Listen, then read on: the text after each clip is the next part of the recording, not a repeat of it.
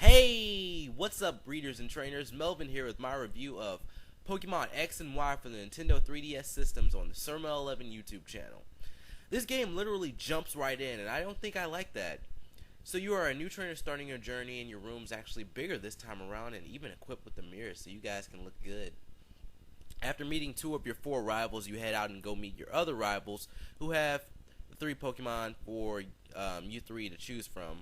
Having four rivals this time is kinda crazy and a bit unorganized in my opinion. After getting your starter, which can be Finnegan, Froakie, or Chespin, you head right out into the game. I chose Chespin, but as I got into the game, I noticed I didn't really like Chespin or Chespin's evolutions and movesets, so I got rid of it and used Torchic as my main starter. Generation 3 for the win, am I right, guys? Am I right? So later in the game, when you do meet the professor, he gives you one of the three Kanto starters. This game likes to give a lot. Hint, hint. This game is great from the start with its impressive graphics and great music. The trailers don't do the graphics justice as they look amazing on the Nintendo 3DS screens. All the Pokemon now have 3D models. These look great too, but I do kind of miss sprites. It's not a big deal, I just kind of miss sprites.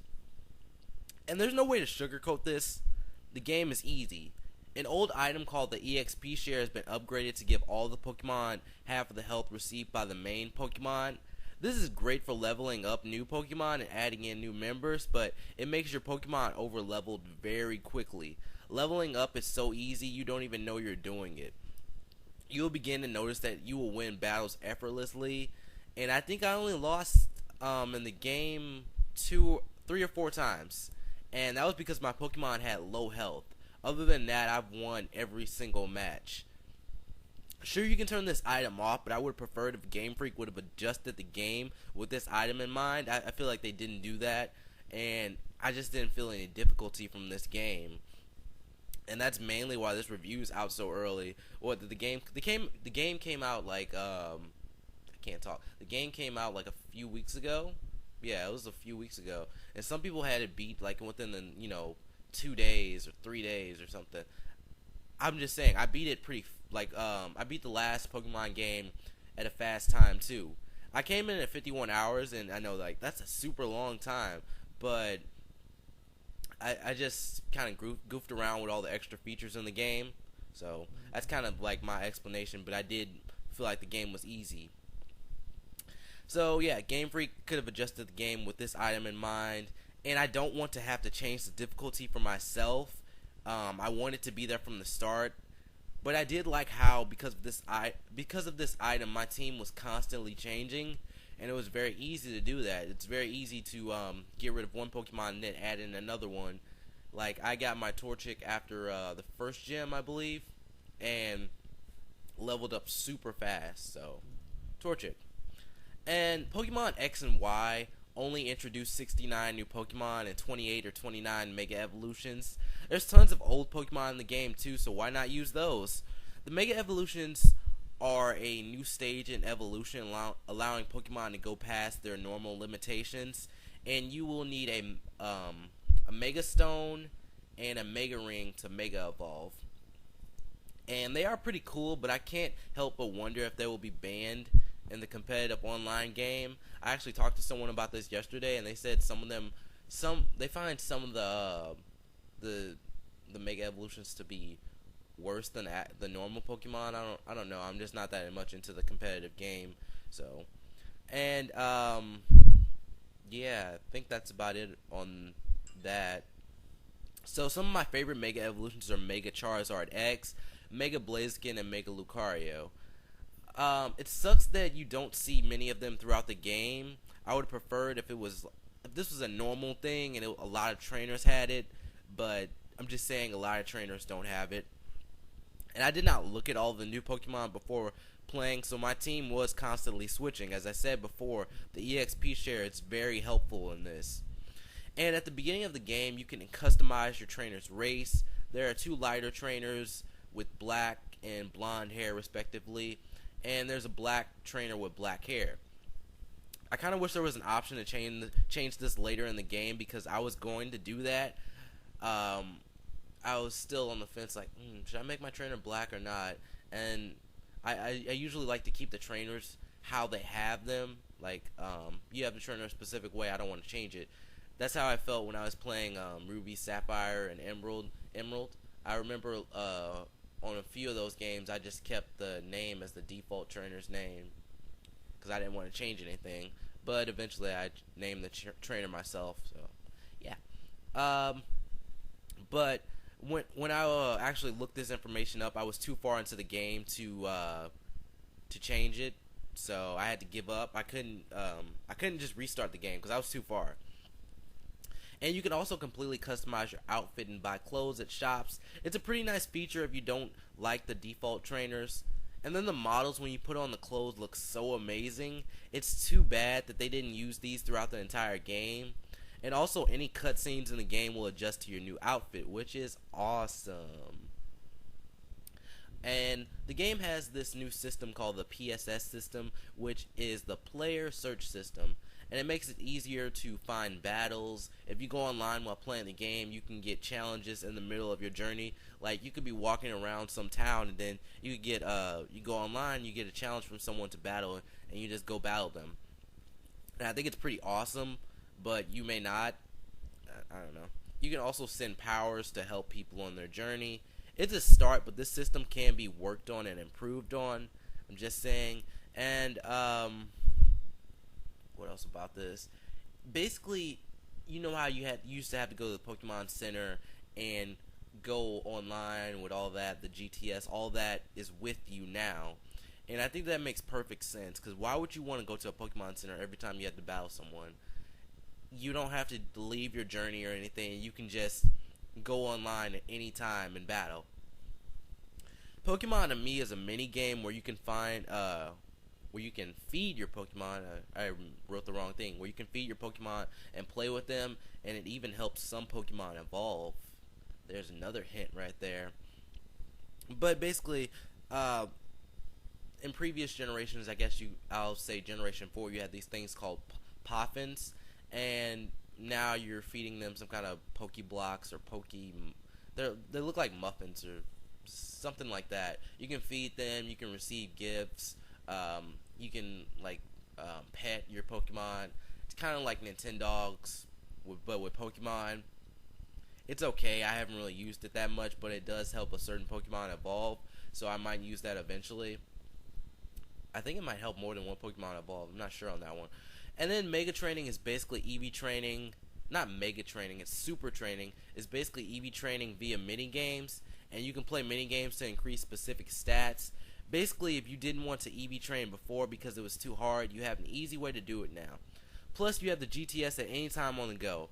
I think you had to go to Pokemon Centers in previous games, and I don't know if I had anything else to add on that. The Horde battles, where you can run into like 5 Pokemon at once, they're kind of annoying, but if you have a move that can take out every Pokemon on the field, that'll be very helpful, like Surf or something. Like, I just throw out my Blastoise and use Surf, and they're all knocked out. I've heard that the Horde battles also help out with EV training, because I guess some trainers still don't use the Super Training. They might still EV train on their own. I'm not sure on that one, but that's what I've heard. And GameFreak has made so there's all that cool stuff, and then I have a few more things, and then I have some complaints about the game as well. GameFreak has made a lot of 3D models for this game, and I mean a lot. They even took into account moves like Copycat. Like, the Pokemon will actually use and perform the move that it's copying, and that's a lot of work, and I think that's pretty awesome. The graphics in the game are great, as I've said before. The graphics are great, as I've said before, but they do lag sometimes in battle. I know, like, one specific scene in the game where there's like a split screen in the battle. That lags pretty much all the time, and sometimes the battles just lag. So I guess they're still kind of getting used to using 3D. It might be something they're uncomfortable with on the Nintendo 3DS, because I think this is their first 3D game. But they've had like console games in the past. And all the trainers have artwork now. You get to see like their artwork before you battle them, and they have a little phrase there, and you can see their face before you battle them. and like all the main characters, or like, I don't know, important characters, they get like a 3D thing, and I don't like the 3D thing. I personally prefer the artwork. I would have preferred if they had like some moving artwork or some kind of anime type stuff, but the 3D for the regular characters, not the regular characters, you know what I'm saying, the specific characters in the game, I don't like that. It doesn't look that amazing yet. Like they need a console to perfect all of this, and I'll talk more about that later. It's pretty obvious that Black and White 2 were the start for this game. Black and White 2 contain angle changes besides the top-down perspective. There's a huge city in the game, and this game just brings it into full effect. Lumio City is big enough to get lost in. It really reminds me of an actual city, and you will need a map to get around it. Like, I think Nintendo might have a map out, I'm not sure, but I know there is a fan-made map out there. You will need a map to get around Lumio City. Saving in the game is faster than ever, and it happens in a matter of seconds. But, okay guys, I've spent most of this review praising this game, but it does have some problems, and I will address those right now. All the gym leaders have the same theme music, and it sucks. I don't like hearing it. Like, after I heard it the first time, oh, that's cool, but then I heard it the second time, I'm like, why do these gym leaders have the same theme? And I'm pretty sure they've never done this before. I thought all the gym leaders had different themes, so I don't know what happened here. Why were they so lazy on this? And the story is okay. Black and White changed up the story somewhat, but I do feel like people did overhype Black and White. And I guess, it's a Pokemon game. The story is actually more engaging. There are other characters. And this story it just isn't that good. The story in X and Y, it just doesn't feel that engaging as Black and White. The main rival is kind of bland, and then they just want to defeat you, and they casually come by and just, hey neighbor, and it's kind of lame. Also, her trainer model and the 3D model in battle, it looks bad. I wish they would have I wish her clothes would have changed throughout the game, because you can change your clothes at the shops, and you're the only one changing your clothes. No one else does it. That's what I don't like. It would make the game feel a little bit more realistic if they had different outfits, or they had rotating outfits. I think that would be cool. And they could have at least let her keep her hat, because when you start out the game, where the two trainers, I think they're called Callum or Serena, they have caps. Her hat looked cool. I'm just saying, without the hat, she looks kind of ugly. And the other rivals are better, but not by much. One is curious and kind of slow. One is smart and analyzing, and the other one wants to be a dancer. And the other two don't even really battle you that much. Like the smart one, Trevor, he wants to like compare Pokédexes, and then the other guy's like, hey, I got a new dance move. And you really only battle the two girls throughout most of the game. I feel like as the series goes on, we get better characters such as N, and there's a character who's introduced later in this game who I did enjoy somewhat. But overall, I'd say Black and White probably did better with the characters and the story. Just saying. And I know I'm saying that a lot. And the evil team, Team Flare, they're cool, odd, and different. And I also like the poses that they do before a battle. And I really hope someone cosplays as them. It's a must. Team Flare, just when I saw their designs in the game, I was like, these guys are so cool. I would say probably some of the best designs for a villainous team, like the underlings. I would say it's like probably the best design. I know in in Black and White we had team was it Plasma? Yeah, Team Plasma, I think. They look like knights or something, but I like Team Flare more. They have the red suits on, and it just looks so cool. I'd prefer if there was an option to skip all the cutscenes in battle and in mini games. Seeing them every time I Mega Evolve or Super Train makes me not want to use them. Like there's a little scene for the Mega Evolution, and it's shown every single time. After I've seen it once or twice, I'm cool with the Pokemon just Mega Evolving. Don't even show it to me. That's annoying. And the Super Training, there's like a balloon that you have to throw soccer balls at to super train, and it shows a scene of it blowing up every time. And I don't think Game Freak knows how many people are into the competitive game, and we don't need to see this. It's annoying. Like I don't want to super train if I have to see this every time. There needs to be an option to skip that. So a new type was introduced in this game known as the fairy type. Fairy types are immune to dragon types, and they are weak against poison and steel. And that makes fairy types kind of hard for me because I don't normally carry around a poison or steel type or poison or steel type moves. So I had trouble with the fairy types because I didn't even know what it was weak against. But fairy types are immune to dragon types, and they were introduced because the dragon types were mainly used at tournaments, or just the dragon type was overused, and it had like dominance over all the other types besides ice. And I really don't understand what it was needed for when we have ice types that defeat dragon types. Plus, the immunity to the dragon type automatically makes the fairy type a great one. I mean, I know a lot of people are going to use this. But they added one type to the game. That's it. Why would you just do that? I would have preferred more types. You know, sound, space, light. Other ones would have made great additions to this game. And I know, like, the dark type, I don't think it's actually called the dark type in Japan, so that might be why we don't have a light type. But there are some moves that would work as a sound type or a sound, you know, like, there are some moves like Screech. That could be a sound type move. I'm just saying. Or space. We have Deoxys. I don't know what type Deoxys is, but it could be like space type. I don't know. Like, they could take Pokemon and go into space. That would be cool.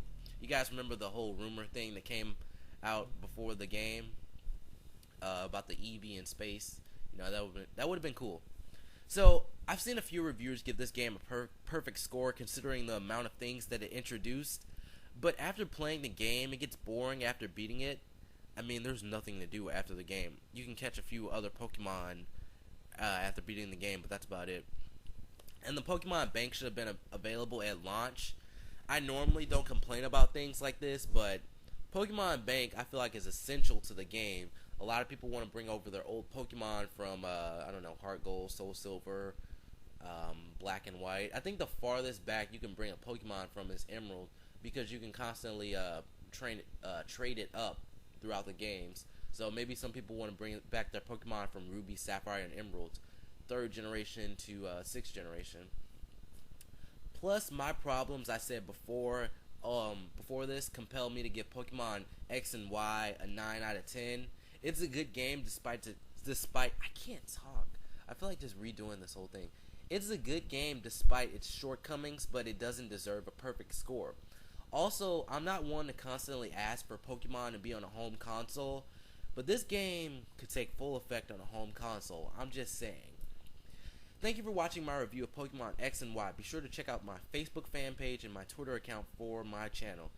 Good luck catching them all, trainers. Bye.